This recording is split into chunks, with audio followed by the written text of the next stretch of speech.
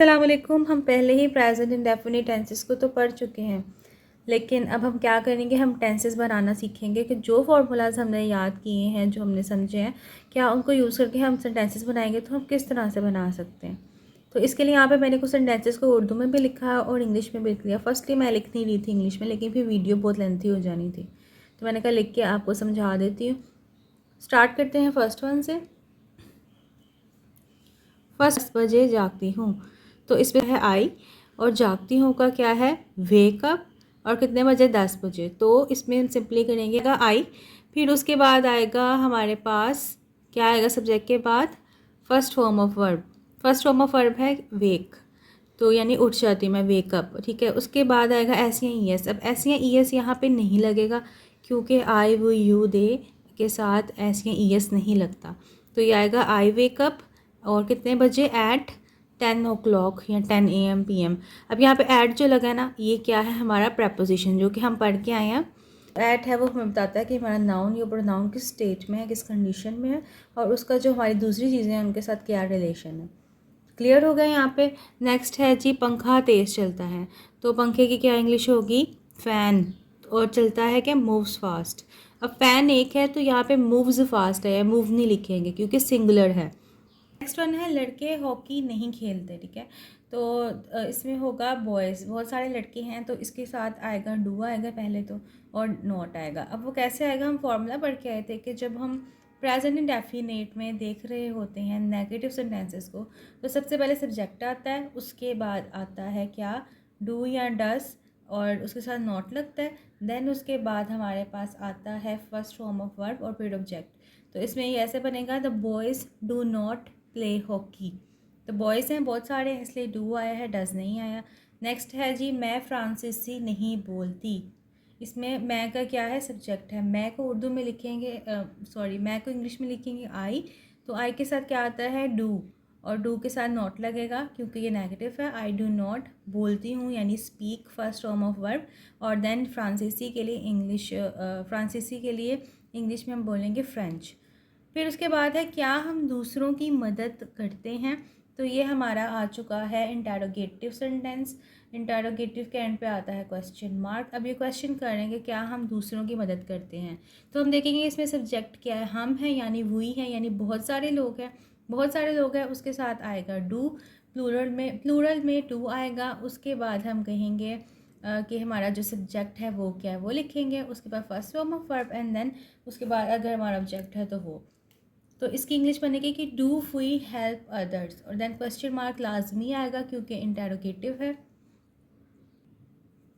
Next है, क्या वो खाना बनाती है, तो वो जो है बनाती है से हमें पता लग रहा है कि किसी लड़की की बात हो रही है, और उसके लिए हम यूज़ करते हैं सब्जेक्ट शी। तो हम पहले लगाएंगे डज, देन उसके बाद शी कुक मील। डज इसलिए लगाया क्योंकि एक की बात हो रही है, सिंगुलर की बात है, तो does she cook meals पर जो हमारे फॉर्मूलाज हैं जो पिछली वीडियो में मैंने आपके साथ शेयर किए थे। तो इस तरह से हमने इस सेंटेंस को भी बना लिया। नेक्स्ट है, क्या आसिम इंग्लिश नहीं पढ़ता है। अब इसमें आप देखो, क्या भी है यानी क्वेश्चन मार्क भी है, और नहीं भी है यानी इंटेरोगेटिव भी है। तो ये क्या हो गया, ये हमारा हो गया interrogative negative sentence, simple interrogative negative sentence हो गया। आसिम एक इंसान है, ठीक है, एक सिंगुलर है, तो हम लगाएंगे डस, उसके बाद है आसिम, उसके बाद है not, then first form of verb जो कि है टीच, और क्या नहीं पढ़ाता वो इंग्लिश, तो आगे इंग्लिश लिख के देन क्वेश्चन मार्क से इसको कंप्लीट करेंगे।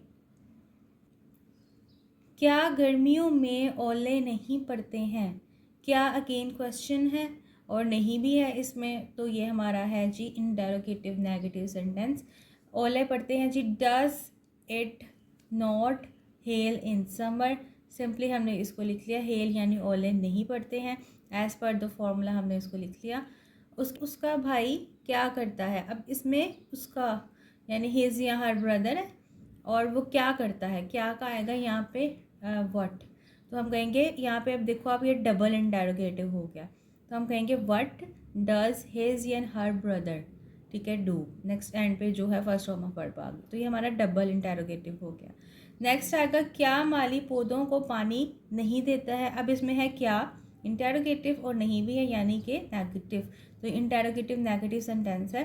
और ये इसमें हम सबसे पहले लिखेंगे माली के अकॉर्डिंग, माली एक ही इंसान है, तो हम लिखेंगे डज द गार्डनर, और फिर लिखेंगे नॉट वाटर द प्लांट्स, पौधों को पानी नहीं देता है, और उसके बाद क्वेश्चन मार्क लगा के इसको कंप्लीट कर देंगे। वो कितने खत लिखता है, तो ये क्या है, डबल इंटेरोगेटिव। कितने की इंग्लिश होती है हाउ मैनी, और इसमें डज या डू भी आएगा अकॉर्डिंग टू हमारे सब्जेक्ट। और इसका जो हमने फॉर्मूला पढ़ा था, सबसे पहले WH वर्ड्स आते हैं, देन सब्जेक्ट आता है, और उसके बाद हमारा आता है डू या does, and then first form of verb, और फिर object, and then question mark आता है। तो how many letters does he write, क्योंकि वो एक ही की बात कर रहे हैं तो इसलिए यहाँ पे डज आया है। नेक्स्ट कहता है क्यों वो हमेशा सच नहीं बोलती है। नाउ अब ये है क्यों, यानी कि वाई भी आ गया। अब जो सब्जेक्ट है उसके अकॉर्डिंग डू या डज लगेगा, तो ये डबल इंटेरोगेटिव हो गया, लेकिन इसमें साथ नेगेटिव भी आ गया, तो ये डबल इंटेरोगेटिव नेगेटिव है। क्यों की इंग्लिश होती है वाई, तो अब हम फॉर्मूले के अकॉर्डिंग लेके चलेंगे कि why does she not speak a truth always, हमेशा वो सच क्यों नहीं बोलती है। और ये हमारा सेंटेंस कंप्लीट हो गया। लास्ट में है कब वो उसे मारता नहीं है, कब की इंग्लिश होती है व्हेन। अब वो जो है वो मारता है, यानी वो एक मेल की बात हो रही है, तो वहाँ पे ही आएगा। अब ही आया तो उसके अकॉर्डिंग डज आएगा, और नोट भी है तो नोट भी आएगा। लेकिन ये सब वर्ड्स अरेंज कैसे होंगे कि जो फॉर्मूलाज मैंने आपको लास्ट में पढ़ाए हैं उसके अकॉर्डिंग ही हमने इसको सॉल्व किया है। ये आप देख सकते हैं। इन फॉर्मूलाज को आप एक दफ़ा फिर देख लीजिएगा वीडियो में जाके। जब आपको ये आते होंगे सेंटेंसेस बनाना आसान होगा। तो हम करेंगे कि जी when does he not beat him या हर, क्योंकि उससे कहा है, अब हमें नहीं पता उससे में ये मेल है या फीमेल किसकी बात आ रही है, तो हम हिम और हर दोनों को लिख देंगे स्लैश डाल के। तो ये सारे सेंटेंसेस थे कुछ, मैंने आपको हर टाइप के 6 टाइप्स हमने पढ़ी थी ना। एक तो पॉजिटिव अफर्मेटिव थी सेंटेंस, फिर उसके बाद थे नेगेटिव, देन थे इंटेरोगेटिव, फिर इंटेरोगेटिव नेगेटिव थे, देन डबल इंटेरोगेटिव, और उसके बाद डबल इंटेरोगेटिव में नेगेटिव का टच भी था। तो इस तरह से ये 6 थे, और मैंने ही आपको हर एक टाइप के दो दो जो है वो सेंटेंसेस बना के तो बता दिए। इस तरह से आप इनको करते, जो मैंने आपके साथ शेयर किए हैं। बहुत से सेंटेंसेस होते हैं, सब शेयर नहीं किए जा सकते, लेकिन ये बेसिकली मेथड है जो मैंने आपके साथ शेयर किया है। कुछ सेंटेंसेस आपको बता दिए हैं ताकि आसानी रहे आपके लिए भी। उम्मीद है आपको समझ आ गई होगी। अगर कुछ समझ नहीं आया तो आप अगेन मुझसे कमेंट सेक्शन में पूछ सकते हैं। मिलती हूँ नेक्स्ट वीडियो में, तब तक अपना बहुत ख्याल रखिए। अल्लाह हाफिज़।